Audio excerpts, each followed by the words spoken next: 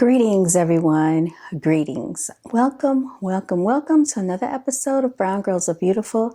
I'm your hostess and your melanated queen, CEO and founder of Brown Girls Are Beautiful.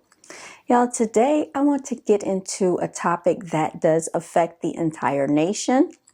And that is basically the situation that's taking place in the school system. But outside of that, just parenting in general, the fact that most people that procreate does not mean that they are actually a parent. And the reason why I'm saying this is because there's no reason why in the school system today, even in elementary school, as young as kindergarten, that staff should actually have to act like drill sergeants just to get your children to behave.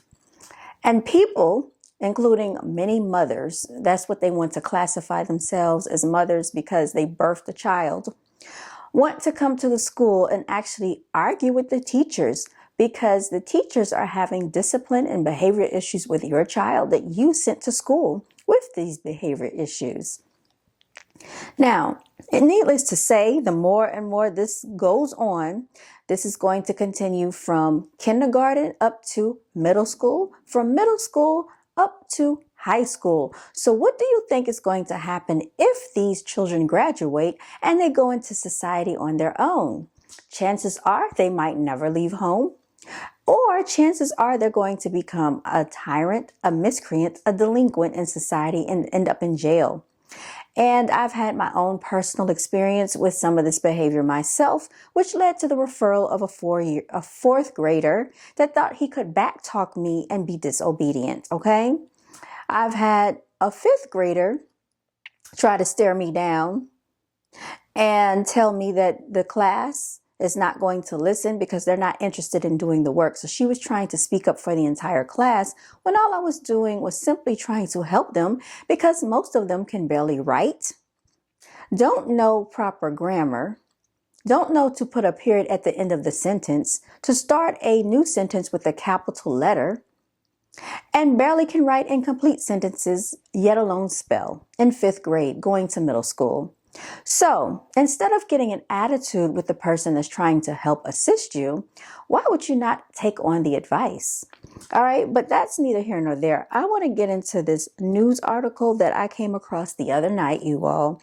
Massachusetts school officials has asked the National Guard to help with unruly students. And this was only 8 days ago. I'm going to play this clip for you right now. This was actually, I believe, Fox Business News, and they have 2.4.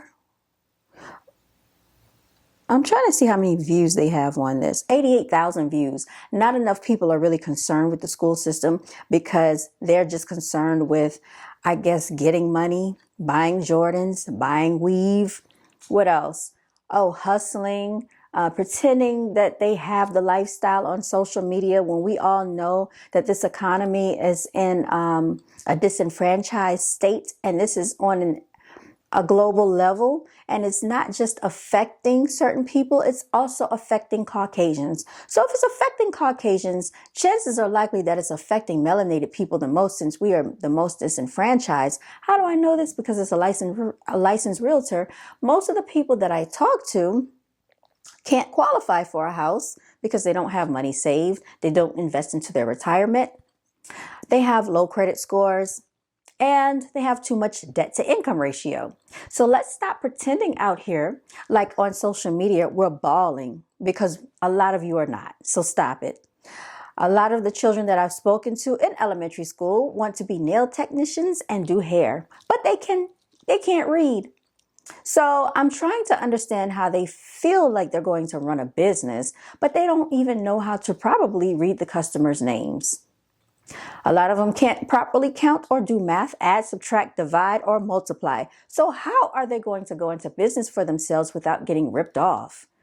I ask this, you wonder, because a lot of them have cell phones. So they feel that all they have to do is go to Google and cheat their way through life, which it does not work that way. When you have AI, artificial intelligence, it's just that, artificial, meaning that it is simply a computerized robot that can have basically kinks in it. and it can malfunction. What goes on if these computers malfunction and they can't even use their own brain, which is actually basically,